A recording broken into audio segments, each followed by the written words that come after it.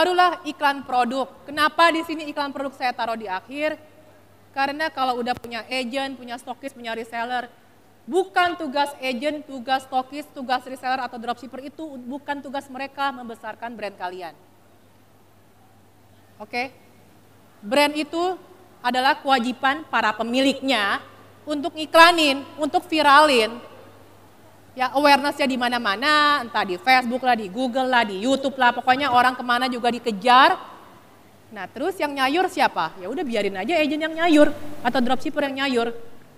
Kan biasanya orang kalau ngeliat iklannya di Facebook, belanjanya di mana? Belanjanya di mana? Orang ngeliat iklan di Instagram, belanjanya di mana? Belanjanya biasanya larinya ke e-commerce lagi, ke marketplace lagi, ya kan? Bahkan saya aja nih ngajak anak saya ke mall. Anak saya ngajakin ke kids station gitu ya. Saya cuma foto-foto. Suka apa? Oh iya, foto cekrek. Udah ya, 2 hari lagi nyampe. Jadi belanjanya pun juga tetap online. Oke, lanjut ya. Next. Nah, sekarang pertanyaannya nih buat yang punya brand atau yang cita-cita ingin punya brand. Kalau kalian nanti punya brand sendiri, lebih baik jualan sendiri atau terima stokis? Siapa yang pengennya jualan sendiri aja? Angkat tangan. 1. Ini kalau suruh angkat tangan susah banget ya. Yang lebih memilih jualan sendiri coba teriak A. Yang lebih memilih terima stokis teriak B. Berarti banyak yang terima stokis nih ya. Oke.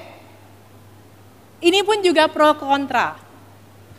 Nanti saya jelasin kenapa sampai ada nih pemilik brand yang tadinya punya stokis, punya reseller, duitnya dibalikin semua, udah gue capek pakai reseller, pakai stokis, ribet banget. Ada yang kayak gitu. Tapi saya jelasin dulu deh yang manis-manisnya dulu. Saya sendiri alasan Lume Colors ya bukan Lume Color ya. Lume Colors bacanya. Alasan Lume Colors membuat keagenan. Kenapa Lume Colors akhirnya bikin keagenan? Bahkan dulunya saya masih jualannya tuh ke dropshipper. Kemudian baru setelah 2 tahun akhirnya karena permintaan udah makin banyak dari daerah-daerah, akhirnya saya terpikir ya udahlah bikin stokis. Keagenan di sini maksudnya stokis ya, dia nyetok barang. Rumusnya kalau kita mau naikin profit nih, antara kita penjualannya kita genjot, atau cost operasional, biaya-biayanya kita turunin. Iya enggak? Iya enggak? Udah, iyain aja ya. Biar happy. Jadi antara salesnya naik atau costnya turun. Kalau semua orang pasti pengen dong cita-citanya, aduh gue pengen dong sales gue naik tiap bulan. Yang namanya rezeki kasarnya kan ya di tangan Tuhan, ya nggak sih? Tapi kalau cost itu kan di kontrolnya kita, di tangannya kita, ya nggak? Kita yang bisa mengendalikan biaya. Kalau yang sales ya benar ya. Kalau lagi COVID ya mau ngomong apa? Kadang suka mikirnya kan gitu kan. Maksudnya kenapa rezeki saya bilang di tangan Tuhan juga. Kita hanya bisa berusaha lah. Oke. Kenapa Lume Colors membuat keagenan? Sebenarnya adalah cost. Jadi kita itu bikin keagenan bukan karena dengan kita nggak bisa jualan sendiri misalnya. Bisa jadi memang lebih untung kalau mungkin dari Lume Colors jualan sendiri. Orang kita yang iklan sendiri. Jadi prosesnya kan Lume Colors itu ngiklan. Semua iklan Lume Colors kalau kalian klik, pesan sekarang larinya itu pasti ke list agent. List stokis-stokis terdekat. Apa untungnya Ci buat lu? Lu kok malah ngiklanin agent? Kalau lu bisa ngiklan mah lu ngiklanin sendiri aja buat diri lu sendiri. Ya toh biasanya kan orang Ci yang pakai agent tuh yang karena mereka cuma taunya bikin produk tapi nggak ngerti cara jualan, akhirnya mereka cari stokis. Itu benar. Nah, makanya kenapa saya bilang di sini untuk mengendalikan cost. Bayangkan gini, Kalau jualan sendiri ya, jualan sendiri nih. Jualan sendiri ketika orderan masih 100 per hari, CS kalian masih 3 orang, orang packing 3 orang, total karyawan misalnya 6 orang dengan orderan 100 per hari, anggaplah seperti itu. Lalu, terus kalian belajar nih ke workshop lah, belajar cara ngiklan Google lah, cara ngiklan Facebook lah, cara ternak duit pakai TikTok lah. Jebret, dalam sebulan, kalian kan pasti sebagai owner nih, rata-rata kan fokusnya jualan kan. Anjir, tau-tau pertumbuhannya terlalu cepat. Dari 100 per hari, jadi 1000 per hari. Berarti apakah karyawannya dari 6 orang, jadi 60 orang? Dalam sebulan, mencari 60 orang karyawan, ngajarin, mentoring 60 orang itu gampang apa enggak? Gampang apa susah? Begitu juga yang terjadi di Lume Colors. Lume Colors itu kan semua marketingnya rata-rata kita memang menggunakan iklan. Yang namanya iklan itu, kalau tadi ada Agung, partner saya menjelaskan, pagi-pagi mungkin ada yang belum datang, ada yang udah datang, saya nggak tahu. Ya, itu sering sekali terjadi anomali. Misalnya di bulan A, omsetnya 1, di bulan 2, bulan kedua, bulan selanjutnya, omsetnya total bisa naik 5 kali lipat. Wah, itu sih bisa bikin pusing kepala. Bagaimana mungkin misalnya untuk di bulan A untuk omset 1, karyawan saya misalnya total ada 30 orang misalnya. Kan ujuk-ujuk yang namanya lagi ngiklan, kalau lagi untung kan digas terus dong, genjot terus, mumpung lagi momentum. Harga lagi murah nih, dapetin customer murah, pasti iklan digenjot terus. Terus tahu-tahu di bulan kedua, aduh gila omset jebret 5, seneng sih seneng. Tapi itu mah kan orang-orang sering bilangnya happy problem ya. Itu namanya happy problem dong Cici, omsetnya banyak, tapi ya cuma pusing mikirin nyari karyawan, nyari ini. Jangan salah ya, it's not a happy problem. Itu kalau kita sampai salah jalan, itu bisa merusak brand. Merusak brand, stok kosong. Tahu-tahu karena kita kejar-kejaran dengan hiring staff dan lain-lain segala macam. Bisa aja jadi banyak terjadi human error, salah kirim barang, dan lainnya. Itu baru secara cost ya kan, secara cost, belum lagi secara tempat. Hire punya karyawan 30 orang, saya paling cukup pakai 1 ruko. Jebret, tahu-tahu dikali 5, 150 orang.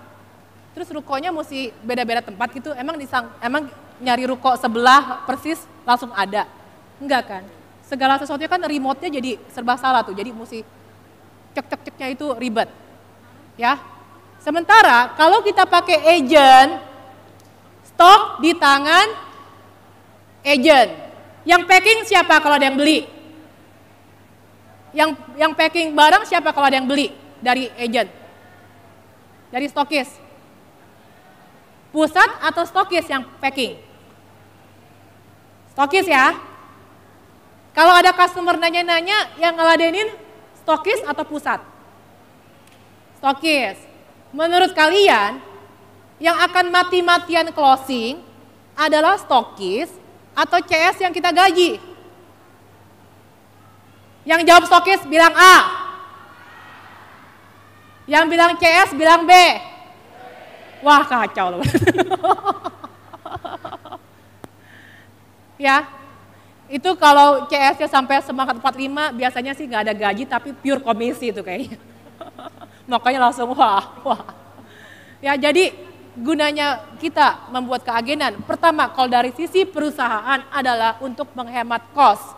Menghemat cost mulai dari menghemat karyawan lalu menghemat tempat. Ya kan? Kemudian keuntungan untuk si customer dengan kita punya stokis itu apa? Mendekatkan produk kita ke customer. Bukan ngomongin hemat ongkir segala macam ya, tapi hemat waktu. Orang yang tinggal di Papua akan lebih memilih beli dari stokis yang memang dari Indonesia Timur.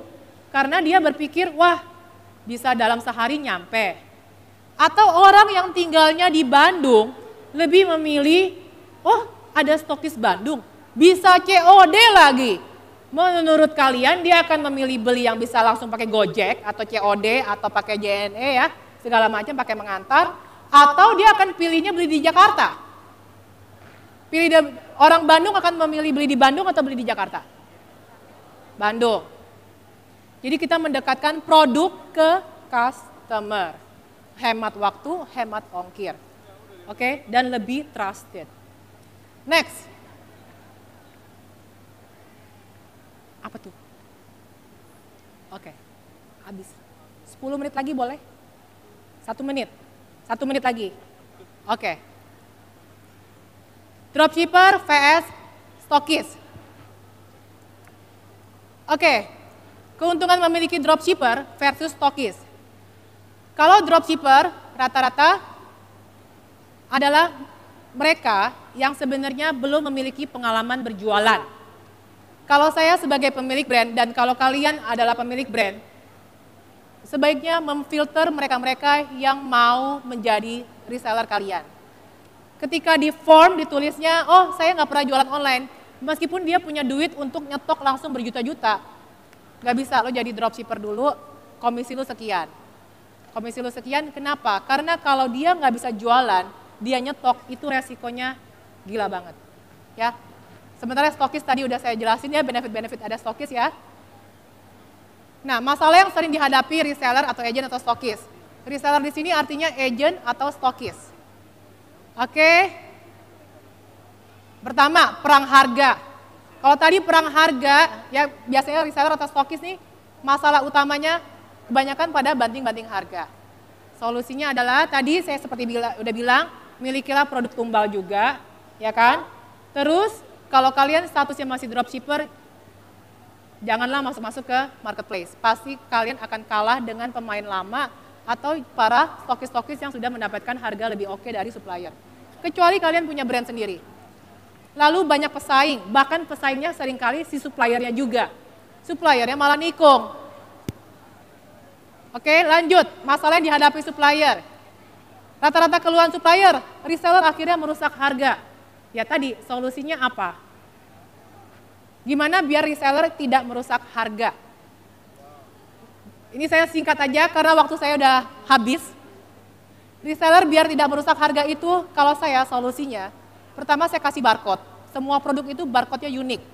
Jadi kalau ada reseller yang ketahuan merusak harga dan ditegor nggak mau, bukan nggak mau, di-blok misalnya.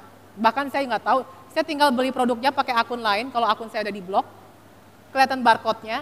Dari barcode-nya itu, oh ternyata barcode A ini milik si reseller B. Langsung saya cut penjualan ke sana. Kemudian juga saya melakukan sanksi. Jadi kalau ketahuan harganya rusak, misalnya harganya harusnya 100.000, dia jual 99.000. Langsung produk yang dia pesan di saat itu yang belum saya kirimkan, tidak akan saya kirimkan dan saya akan denda. Saya akan denda, kalau warning pertama saya dendanya 1 juta. Jadi kamu mau produknya dikirimin nih, bayar dulu 1 juta. Jadi dengan hal yang cukup keras seperti itu, akhirnya reseller mulai pada lebih tertib lah. Lalu juga sulit bikin sale atau promo. Nah, supplier kan sering kayak gini kan, kalau setiap kali saya mau bikin promo, bikin sale, yang ada agent saya ngamuk. Nah, gimana biar agent gak ngamuk? Katakan mau bikin year end sale. Mau bikin year end sale, ya agentnya diinformasikan 2 bulan atau 3 bulan sebelum. Ya, guys, saya nanti di bulan 12-12 saya akan melakukan year end sale. Jadi kamu saya berikan kesempatan 3 bulan untuk ngabisin stok yang sekarang. Dengan harga yang sekarang. Karena pada saat year end sale saya mau kamu jual di harga sekian yang lebih murah. Dan seminggu sebelum year end sale saya akan kasih waktu 3 hari untuk kalian bisa beli produk yang saya mau sale di harga lebih murah dari harga yang kalian dapatkan sekarang. Jadi juga kita turunin harga buat para agent. Ini adalah trik untuk ngabisin barang. Oke, yang terakhir, kalau reseller kurang aktif. Reseller kurang aktif tentu saja itu juga akan merugikan para suppliernya sendiri. Kenapa reseller kurang aktif? Pertama karena satu, tidak ada filter. Kita semua orang yang punya duit, udah boleh jadi reseller, boleh jadi reseller, boleh jadi reseller. Akhirnya ya percuma kan. Nah, akhirnya kenapa sih pusat itu mengiklankan agent? Itu juga sebenarnya win-win solution. Agent juga dibantu, ya meskipun pusat tidak saya nggak pernah kasih disclaimer ke agent, kamu kalau jadi agent saya pasti saya iklanin loh, enggak. Tapi kita ada komitmen kalau kita beriklan, melakukan iklan, pembeliannya ada sebagian yang dilarikan ke list agent. Sehingga itu juga untuk menjaga agar stok di agent itu membesarkan brand adalah tugas pemilik brand, bukan agent. Oke, itu aja ya.